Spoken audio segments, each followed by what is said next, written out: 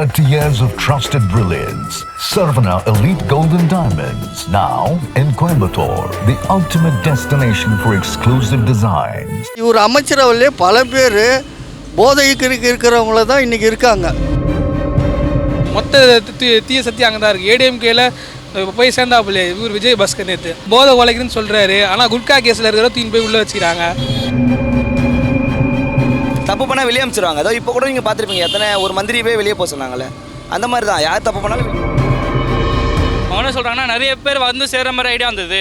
இப்போ இருக்க ஏடிஎம்கே வந்திருக்காங்க, ஃபில்டர் பண்ணி தான் இப்போ உள்ளே இருக்காங்க. ஏன்னா அவருக்கு தெரியுது யார் நல்லவங்க யார்.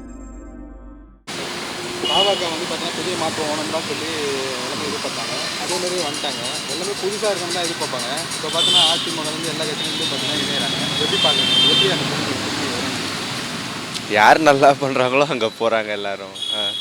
அவர் ஒருத்தருக்காக தான், அவர் ஒருத்தர் ஃபேஸ்க்காக தான். இப்போ ஓட்டு போட்டவங்களே முக்கால்வாசி பேர்கிட்ட கேட்டிங்கன்னா அவங்க தொகுதியில் யார் நிற்கிறான்னு தெரியாது. எல்லாம் அந்த ஒருத்தர் ஃபேஸ்க்காக.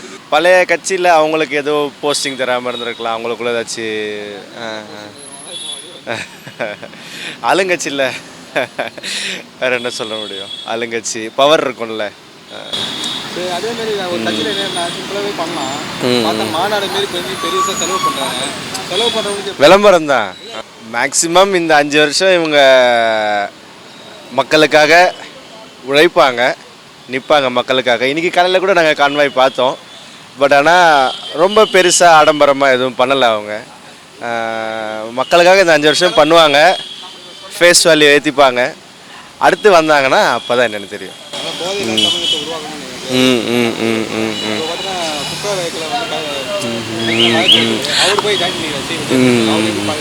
இது நம்ம தடுக்க முடியாது. அது என்னதான் அவங்க நீங்கள் எல்லாத்துக்கும் தடை போட்டாலுமே எப்படியாச்சும் தமிழ்நாடுக்குள்ளே எல்லாமே வரதான் செய்யும். இதை நம்மளால தடுக்க முடியாது. அது மாற்றம் வரங்க. அது அப்படி சொல்லுவாங்களே, இப்போ ஜெயிச்சிருக்காரு, ஜெயிச்சதுக்கு தேடி எல்லாரும் போயிருக்காங்க, அவங்களுக்கு ஒரு பதவி கொடுத்துருக்காங்க, அவ்வளோதான். மற்றபடி எனக்கு இது புதுசாக தெரில. எதுவுமே விஜய்க்கு மட்டும் முட்டு கொடுக்குறாங்க, முட்டு குத்தினே இருக்காங்க. அதுதான் தெரியும் எனக்கு. அவங்க யோசிக்கணுங்க, மக்கள் யோசிக்கணும். மக்கள் தான் யோசிக்கணும். மக்கள் யோசிக்கும் போது ஓட்டு போட்டிருக்காங்க. அந்த ஓட்டுக்கான கரெக்டான செயல் செய்கிறாங்களான்னு அவங்க மக்கள் யோசிக்கணும். இப்போயாச்சும் யோசித்து இதுக்கப்புறமாச்சு நம்ம ஒரு முடிவு எடுக்கலாம். இப்போ இடைத்தேர்தல் இது வருது, உள்ளாட்சி தேர்தல், அதில் காமிக்கலாம் அவங்களோட முடிவை. எம்பி எலெக்ஷன் வரும், அதில் காமிக்கலாம். ஒரு இதில் காமிச்சா தான் அவங்களுக்கு தாவேகாவோட இது இப்படி டவுன்ஃபால் இருக்குன்னு தெரியும். எனக்கு தெரிஞ்சு வீக் ஆகுங்க. ஏன்னா அதான் சொன்னேன், தீய சக்தி மொத்த தீய சக்தி அங்கே தான் இருக்குது. ஏடிஎம்கேல போய் சேர்ந்தாப்புல இவர் விஜய் பாஸ்கர் நேற்று அவர் தான் குட்கா இதுவே புரிதுங்களா. குட்கா கேஸாக அவர் மேலே இருக்குது. போதை உழைக்குதுன்னு சொல்கிறாரு. ஆனால் குட்கா கேஸில் இருக்கிற தூக்கி போய் உள்ளே வச்சுக்கிறாங்க. இன்னும் நிறைய பேர் இருக்கிறாங்க, சொல்ல முடியாது. RSS மெயின் ஆள் நிர்மல்குமார், அவரை பற்றி பேசுகிறார். இன்றைக்கி தலைவரை பற்றி பேசுகிறார், அவர் வீட்லேயே இருக்க சொல்லிட்டு.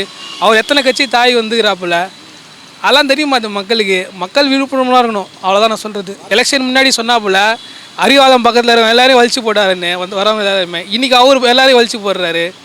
அரசியல்லாம் இப்படி தாங்க, அது ஒரு டர்ட்டி பாலிடிக்ஸ் தான் பண்ணியிருக்காரு விஜய், அவ்வளோதான் சொல்ல வேண்டியது. இதே சிபிஎம் விசிகா இன்னும் மற்ற கட்சிலாம் சொன்னாங்க அவர் RSS பிள்ளை அந்த பிள்ளைன்னு சொன்னாங்க. இனி அவரே போய் சேர்ந்துக்கிறாங்க. இது யோசிக்கணும், மக்கள் யோசிக்கணும். அன்றைக்கி இப்படி பேசுகிறாங்க, இனி அவங்க அவர் கூடயே போய் சேர்றாங்க. அது மக்கள் யோசிச்சா தான் உண்டு. என்னை பொறுத்த வரைக்கும் இது துர்நாற்றம் தான். நம்ம ஆள் வந்து விஜய் நல்லபடியாக பண்ணுகிறாப்புல. நம்ம டிஎம்கே இருந்தாலும் ஓட்டு விஜய் தான் போடுது. ஒரு புதிய மாற்றம் ஒன்று திருப்பணும், புரிதா. கட்சியில் ஆள் இல்லை தேவையில்லாத்து. இப்போ எல்லாம் அங்கேருந்து இங்கே வந்துட்டாங்க, நம்ம விஜய்கிட்ட எல்லாம் வந்துட்டாங்க. எப்படி மாற்றம்னா விஜய் வந்துட்டார் சார். விஜய் நல்லது செய்வார், எல்லாருக்கும் நல்லது செய்வார். ஆனால் பாதி செய்து தான் வராரு. இதுமேட்டு நல்லது தான் நடக்கும். எல்லாருக்கும் பண்ண மாட்டாங்க சார். விஜய் ஆளுங்க பண்ண மாட்டாங்க, விஜயை பண்ண மாட்டார் சார். பண்ண விட மாட்டார் சார் யாரையும். ஆமாம் சார். கொஞ்ச நேரத்தில் கொஞ்சம் டைம் கொடுத்தா எல்லாமே ரெடி ஆகிடும் சார். பண்ண மாட்டார் சார், எந்த தப்பும் பண்ண மாட்டார் சார். நான் 6 வருஷம் அவர் குத்துக்கிறார் சார். ஆனால் இந்த வருஷம் வரைக்கும் நல்லா ஓட நான் நினைக்கிறேன். ஆனால் இதுமாரி எல்லா மக்களுங்களும் நல்லா இருப்பாங்க. ஆக்சுவலாக வந்து ஆனால் ஒரு ஆளுங்கட்சியாக ஒருத்தவங்க வந்துட்டாங்கனாலே இன்னொரு கட்சியிலேருந்து ஆளுங்க வந்து இணையிறது சாதாரணம். இதில் மட்டும் நடக்கலை, எல்லா கட்சியிலையுமே நடந்தது.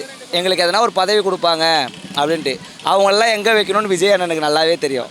பதவிக்கோசம் தான் வராங்க. அப்படி நல்லது பண்ணுறவங்க அவங்க கட்சியிலேருந்தே பண்ணியிருப்பாங்களே, இப்போ ஜெயிச்சிருப்பாங்களா அகைன்னு. அவங்க கட்சியிலேருந்தே அவங்க பண்ணாதனால தானே இப்போ தோற்று போய் இப்போ வேறு கட்சியில் வந்து இணைகிறாங்க. ஆனால் வரவங்களை வேணான்னு சொல்ல முடியாது. இப்போ உங்கள் வீடு வாசலுக்கு ஒருத்தர் வராரு, வெளியே போன்றுவீங்களா? அப்படி சொல்ல மாட்டோம் யாருமே. தமிழனோட பண்பு என்னென்னா வரவங்களெல்லாம் ஏற்றுக்கிறதா பண்பு. அந்த பண்புபடியாக அவங்க நடக்கிறாங்க. யார் யார் எங்கெங்கே வைக்கணும்னா அண்ணனுக்கு நல்லா தெரியும், அவர் கரெக்டாக வைப்பார். என்ன சிம்பிளாகவே பண்ணலாம், ஒரு மாநாடு மாரி பிரம்மாண்டமாக செலவு பண்ணி பண்ணமா, எப்படி அது அவனும் மக்கள் காசில் அதிகமாக பண்ணல, இவங்க பண்ண லெவலுக்கு அவங்க பண்ணல, இவங்கள விட அவங்க கொஞ்சம் கம்மியாக தான் பண்ணுறாங்க. ஓகேவா, மக்கள் காசை தொடலை. எப்படின்னா எடுக்க போகிறாங்க, வரி பணத்தில் தானே பண்ணுறாங்க. இப்போ மக்கள் வரி பணத்தில் பண்ணுறாங்கண்ணே, திருப்பி அவங்க சம்பாதிக்க பார்க்க போகிறாங்க. பதவியேற்பு விழா இவங்க நடத்தின அளவுக்குலாம் நடத்தலைண்ணே. கட்சியில் சேர்றதுக்கு ஆமாம், இது யார் சேர்றாங்களோ அவங்க தானே வச்சுருக்காங்க. அவங்களுக்கு தான் பதவியே கொடுக்க போகிறது இல்லைண்ணா, கொடுத்தா தானே எடுப்பாங்க. அண்ணா அவங்க இந்த 5 வருஷத்தில் பதவிக்கு வர முடியாதுண்ணே. ஓகேவா, ஏன்னா எல்லா பதவியும் கொடுத்து முடிச்சிட்டாங்க. ஒரே ஒரு மந்திரி பதவி என்னமோ தான் மிச்சம் இருக்குது. மிச்சம் அந்த ஒரு பதவிக்காக தான் இப்போ எல்லாருமே வந்துட்டு இருக்காங்க. அதை அவர் அண்ணன் கொடுக்கலனாலோ இவங்க ஒன்று கட்சியை விட்டு வெளியே போயிடுவாங்க, இல்லையா கட்சியில் நீடிப்பாங்க. என்னன்னா அடுத்த வருஷத்தில் அடுத்த எலெக்ஷனில் நம்மளுக்கு பதவி கிடைக்குமோன்னு நீடிப்பாங்க. அதில் வரதுன்னா அவ்வளோ பெரிய பதவிங்க கிடையாதுல்லண்ணே. பெரிய பதவி எல்லாமே போயிடுச்சு. இப்போது அண்ணன் என்ன சொல்லியிருக்காரு, கட்சிக்கு உழைச்சவங்களுக்கு தான் பதவி. ஓகேவா, புதுசாக வந்த யாருக்கும் பதவி பெருசாக கொடுக்கல. நீங்கள் பார்த்துருப்பீங்க, விஎஸ் பாபு அண்ணன் வந்து கொளத்தூரில் சிஎம்ஏ தோக்கச்சார், அவருக்கே இப்போ மந்திரி பதவி கொடுக்கல. எதனாலனா யார் யார் எங்கெங்கே வைக்கணும்னா அண்ணனுக்கு நல்லா தெரியும், அதுபடி தான் நம்பிக்கையானவங்களுக்கு தான் கொடுத்துருக்காங்க. அதனால் அதை பற்றி நம்ம பயப்பட வேணாம். ஆமாம்,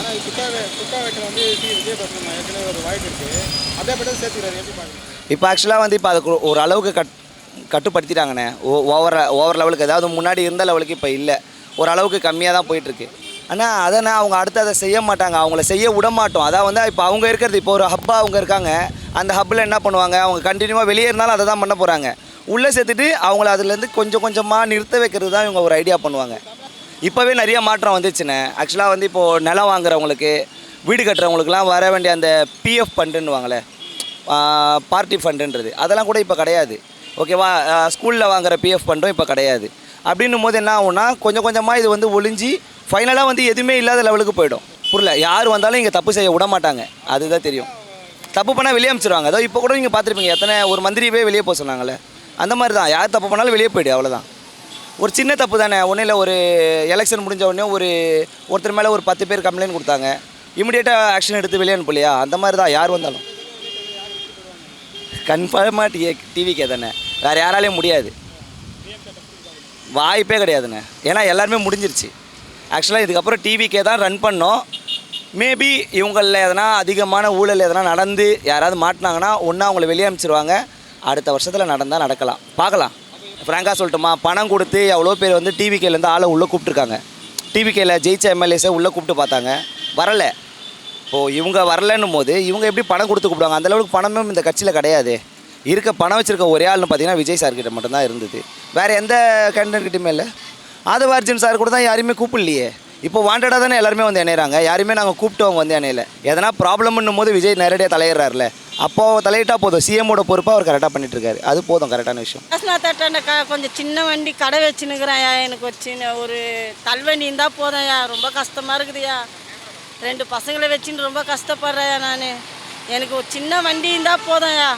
வணக்கம்யா, அத்தையா நான் உன்னை அறிகுறை கேட்குறேன்யா. நல்லது தானேண்ணா, அவங்களுக்கு எந்த சைடு இன்ட்ரெஸ்ட் இருக்கோ அந்த சைடு போய் சேர்றாங்கன்னா, அதில் வந்து கெட்டவங்க யாரும் வரல, நல்லது செஞ்சவங்க தான் வந்திருக்காங்க இந்த சைடு தாவைக்காக்கு. அதே மாதிரி அவங்க தான் கூப்பிட்ருக்காங்க, நாங்கள் வந்து சேர்றோம் உங்கள் கட்சியில், உங்கள் சைடு கொஞ்சம் கரெக்டாக இருக்குது, அதுக்காக தான் நாங்கள் இந்த சைடு வந்து சேர்றோம். அதே மாதிரி அவங்க 2 பேர் அலைன்ஸ் வச்சுருக்காங்கன்னு சொல்லிட்டு ஒரு டாக் வேறு வந்திருக்கு, டிஎம்கேவும் ஏடிஎம்கேக்கும். சில பேர் அதுக்கு அந்த ரீசனுக்காக தான் இந்த சைடே வந்து சேர்ந்துருக்காங்க. எங்கள் ஏரியாவில் வந்து பேசிகிட்டு இருந்தாங்க, எங்கள் எம்எல்ஏ அவங்க கிட்ட இருக்கவங்க. அவங்க என்ன சொல்கிறாங்கன்னா, நிறைய பேர் வந்து சேர்கிற மாதிரி ஐடியா வந்தது, இவர் அதுலேருந்து ஃபில்டர் பண்ணி தான் இப்போ இருக்க ஏடிஎம்கே வந்திருக்காங்க, ஃபில்டர் பண்ணி தான் இப்போ உள்ளே இருக்காங்க. ஏன்னா அவருக்கு தெரியுது யார் நல்லவங்க யார் கெட்டவங்கன்னு தெரியுது.